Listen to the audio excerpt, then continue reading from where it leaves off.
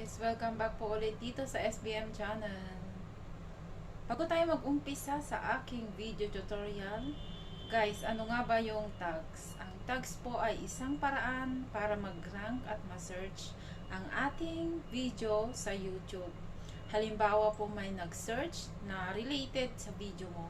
So, maaaring mapasama ang video mo.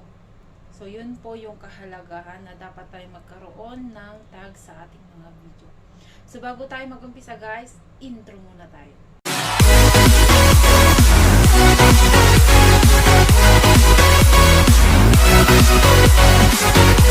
So guys, umpisahan na natin kung paano maglagay ng tag sa ating mga video.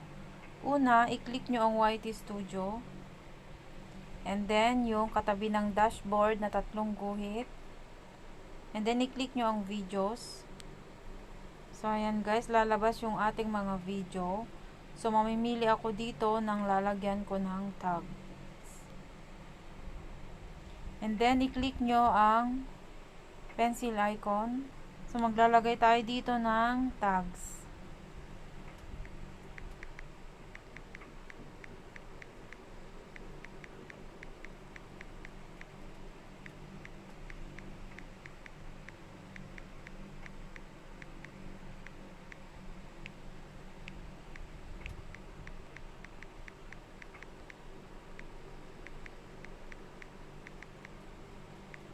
And then, after nyo siyang ma-type, i-enter nyo lang siya.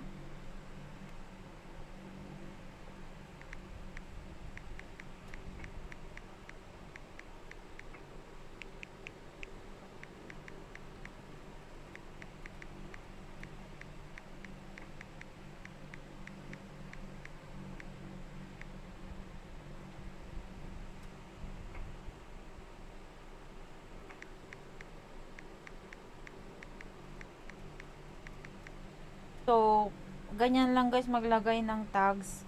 Pwede nyo siyang paikot-ikutin, basta related sa video nyo. So, pwede kayo maglagay up to 500 na tags. So, kapag nakatype na kayo guys, i-click nyo na yung save. Ayan. So, ganyan lang po kadali maglagay ng tags sa ating mga video.